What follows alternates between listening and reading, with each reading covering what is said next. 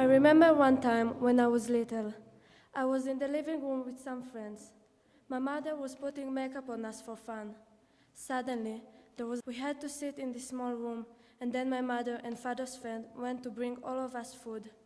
I was really worried for her, and it seems like forever until she came back. When the Intifada started, I live in the south. The rockets fell in my area, but it seems far away until one day a rocket fell in the kibbutz where I studied. Later, we went back to Kiryat Shmona. There was a time when almost every day we heard the rockets fly above us. I tried not giving this too much attention, but it was scary to be alone in the house and hear the booming of the rockets. One time, we went to an Arab village for my school volleyball game, and in the middle, our coach told us that might be Katyusha rockets falling at home. Tears started to fall down my face. Another time, we were on our way to a game in a different Arab village, and we were told that there is a suspicion of a terrorist penetrating into Kiryat Shmona. All the people were ordered to return to their home and stay there. I was alone in my house and scared. I spent a lot of time with my grandmother, and she discussed a lot of things, including her life in Germany. The Holocaust is a horrible thing that happened to the Jewish people and changed the essence of the Jewish nation. My grandparents suffered in it, and my grandmother wrote a whole book about what happened to her during this time. Today, people use terms from the Holocaust and compare it to other things. This is the most despicable thing I feel you can do. It makes me very angry, and it causes an indescribable feelings.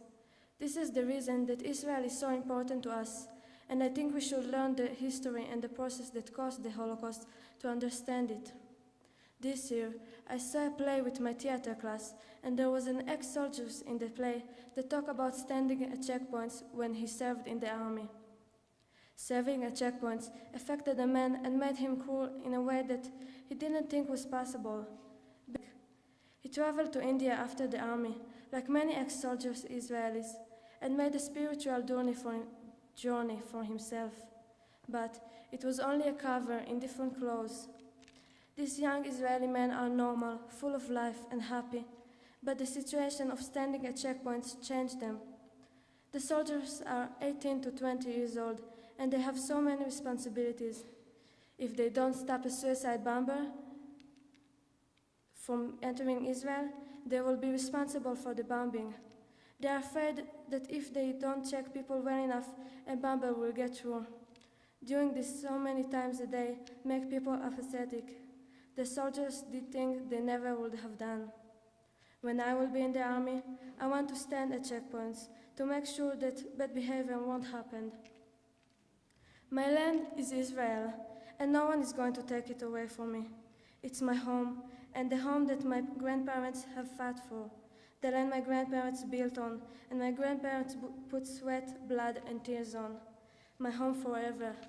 My friends, my history, my beliefs, the Bible, the place I know, the place I feel comfortable in, the place with the most difficult and complicated problems in the world.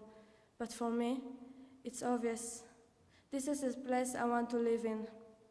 My memories. I live in 3 areas of Israel, and I saw almost all of it. I love to travel in Israel, and I get this interest from my parents. Israel is traditions, joke, humor, barbecues, Independence Day, Passover.